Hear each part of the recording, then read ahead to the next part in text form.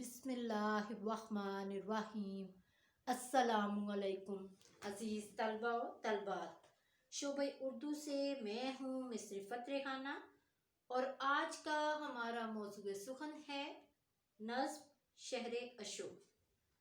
आज हमारा ये साल अव्वल का लेक्चर नंबर 9 है, जो कि शहरे अशोक के बंद नंबर 5 और बंद नंबर 6 पर मुश्तमिल है। अजीज तलबा व तलबात, अब हम चलते हैं बंद नंबर 5 की जानिब, जो कि कुछ इस तरह से है। इस शहर के फकीर भिकारी जो हैं तबाह, इस शहर के फकीर भिकारी जो हैं तबाह, जिस घर में जा सवाल वो करते हैं हा महा। भूखे हैं कुछ बजाइयो बाबा खुदा की राह, वहाँ से सदा ये आती है फिर मांगो जब तो आह। करते हैं होंठ अपने वो हो शर्मसार बंद। अजीज तलबा व तलबात, अब हम चलते हैं इस बंद के मुश्किल अल्फाज की जानिब, जो कि कुछ इस तरह से है। बजाइयो, बजाइयो का मतलब है भेजो, ठीक है। आगे है शर्मसार, शर्मिंदा होना। अजीज तलबा व तलबात, अब हम चलते हैं इस शेर के, इस बंद के मफहूम की जानिब, जो कि कुछ इस तरह से है। भीख मांगने वाले भी मुफलसी से दो चार हैं, जिस घर में भी मांगने के लिए जाते हैं तो आगे से आवाज आती है अभी कुछ नहीं है फिर आना। भिखारी भी मांगते हुए शर्मिंदा हो रहे हैं। अजीज तलबा व तलबात, अब हम चलते हैं इस शेर की, इस बंद की तशरीह की जानिब, जो कि कुछ इस तरह से है। इस शेर में नज़ीर अकबर आबादी मुख्तलिफ घरानों की खस्ता हाली की तस्वीर पेश करते हुए कहते हैं, इस तूफान बलाहेज से अच्छे खासे खाते पीते घराने जिल्लतो हवारी की जिंदगी बसर करने पर मजबूर हो गए हैं।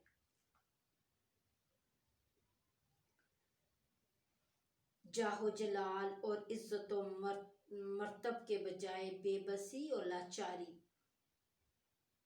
इनका मुकद्दर बना हुआ था।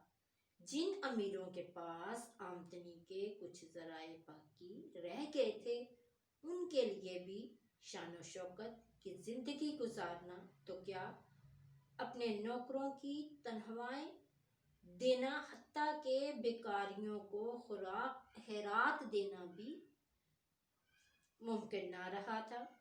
गुर्बत की इंतहा यहाँ तक पहुँच चुकी थी कि लोग दाने दाने को तरस रहे हैं। जो कभी मालदार कहलाते थे, अब वो भी फाके करने पर मजबूर हैं। अगर कोई फकीर किसी दरवाजे पर जाकर आवाज लगाता है या आवाज देता है कि मैं भूखा हूँ, खुदा के लिए कुछ खाने को भेज दो, तो वहाँ से जवाब मिलता है कि अब तो आपको देने के लिए कुछ भी मौजूद नहीं है, अब तो चले जाओ। अगर फिर किसी रोज हमारे दरवाजे पर आए और घर में अगर कुछ मौजूद हुआ तो आपको जरूर खाने को देंगे। और फकीर भी वो है जो सारे हालात से बाखबर है, इसलिए वो जिद करके वहाँ ठहरता नहीं, बल्कि अहले खाना के हालात को देखते हुए वहाँ से चला जाता है। और ये सुनकर वो खुद शर्मिंदगी से अपने होंठों को बंद कर लेता है और खामोशी से वापस लौट जाता है, क्योंकि आगरे के हालात इस वक्त इस नहज पर थे कि लोगों के पास अपने खाने के लिए कुछ ना था। ऐसे हालात में वो गरीबों और फकीरों की क्या मदद कर सकते थे। नज़ीर अकबर आबादी की शायरी का कमाल ये है कि उन्होंने उस दौर की मुश्किल शायरी से हटकर انتہائی سادہ عام فہم الفاظ اور ہلکی پھلکی لفظی صنعتوں سے کام لیا۔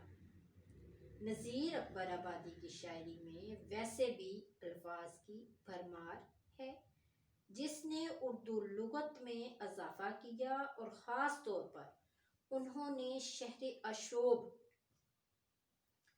یعنی کہ آنسوؤں کے شہر میں ایسے الفاظ استعمال کیے جو کسی دوسری صنف سخن میں یا تو بہت کم ہے یا بالکل نہیں ہے۔ بقول ساغر صدیقی: میں نے پلکوں سے در یار پہ دستک دی ہے، میں نے پلکوں سے در یار پہ دستک دی ہے، میں وہ سائل ہوں جسے کوئی صدا یاد نہیں، زندگی جبر مسلسل کی طرح کاٹی ہے، جانے کس جرم کی پائی ہے سزا یاد نہیں۔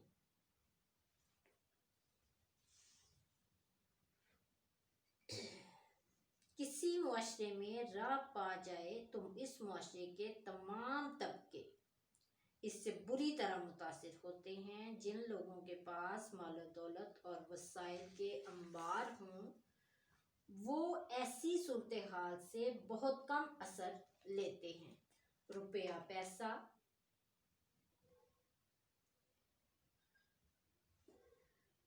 پیسہ ان کی تمام مشکلات کا حل ہے، لیکن آگرہ میں تو ایسا زوال آیا کہ امیر طبقہ بھی اس سے متاثر ہوئے بغیر نہ رہ سکا۔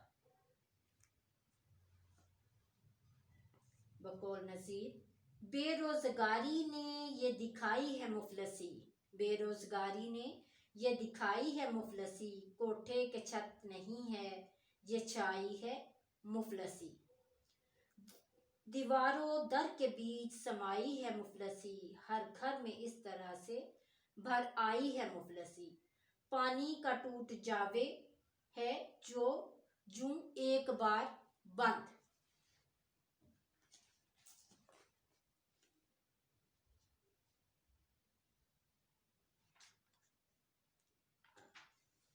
ہم وہ سیاہ نصیب ہیں تارک کے شہر میں، ہم وہ سیاہ نصیب ہیں تارک کے شہر میں، کھولیں دکان کفن کی تو لوگ مرنا چھوڑ دیں۔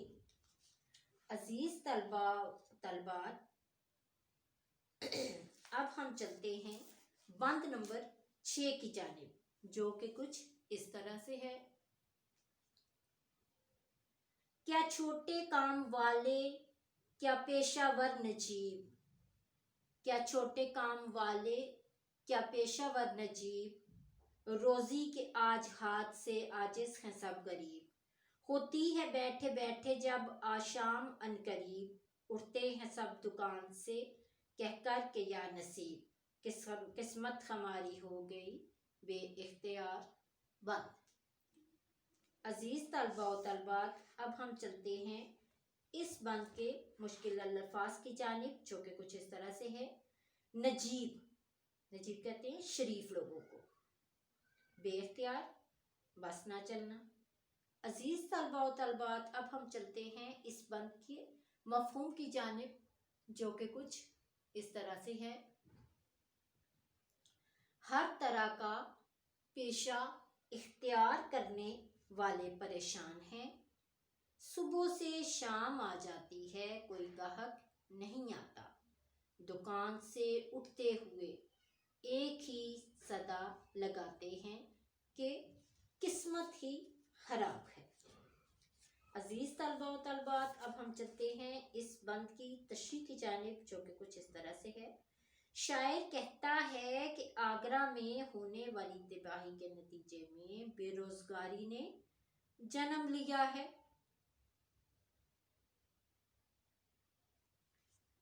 جس کی وجہ سے چھوٹے بڑے لوگوں کی روزی کے سارے راستے بند ہو گئے ہیں۔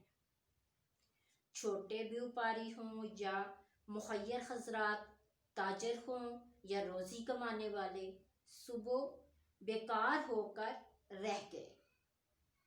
صبح سے دکان پر بیٹھے بیٹھے دکاندار جب شام قریب آنے لگتی ہے تو یہ کہہ کر دکانوں سے اٹھتے ہیں کہ ہماری قسمت ہی خراب ہے، کیونکہ کسی کے پاس پیسے ٹکے نہ ہوں تو پھر وہ دکانوں سے کیا خریدیں گے، اور اسی طرح سارا دن گاہکوں کی راہ دیکھ دیکھ کر شام کو گھروں کو واپس لوٹ آتے ہیں۔ نذیر اکبر آبادی نے اپنے اس شہر اشوب میں تقریباً 36 پیشے والوں کی بیکاری پر افسوس کا اظہار کیا ہے۔ ان میں لوہار، سنار، رنگریز، کمانگر، بزاز، بساتی، نبانی وغیرہ شامل ہیں۔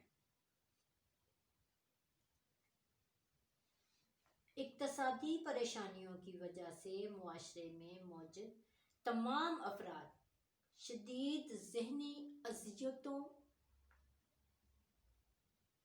کا شکار نظر آتے ہیں۔ لوگوں میں بیزاری، خواری اور ذلت کا زبردست احساس پیدا ہو گیا ہے، اور اس طوفان بلا سے لوگوں کی زندگی ذلت و خواری کا نمونہ بن کر رہ گئی ہے۔ ناز و نم و شوکت و حشمت کے بجائے لاچاری، بے بسی اور فکر و فاقہ ان کا مقدر بن کر رہ گئی ہے۔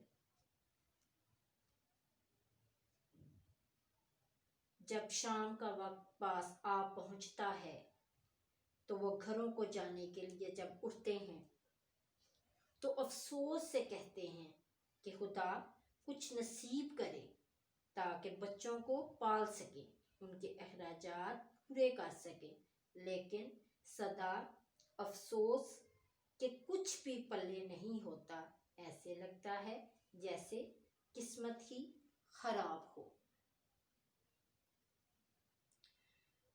بقول شاعر، بے روزگاری نے یہ دکھائی ہے مفلسی، کوٹھے کے چھت نہیں ہے یہ چھائی ہے مفلسی۔ جب آدھی رات تک نہ بکی جنس آبدار، لاچار پھر وہ ٹوکری اپنی زمیں پہ مار۔ جاتے ہیں کر دکان کو آخر وہ ہار بند۔ عزیز طلباء و طالبات، آج کا ہمارا لیکچر نمبر 9 جو تھا وہ شہر اشوب کے بند نمبر 5 اور 6 پر مشتمل تھا، جو اختتام پذیر ہوتا ہے۔ نیکسٹ لیکچر نمبر 10 کے ساتھ دوبارہ آپ کی خدمت میں حاضر ہوں گے۔ اس وقت تک کے لیے اجازت دیجیے۔ اللہ نگہباں۔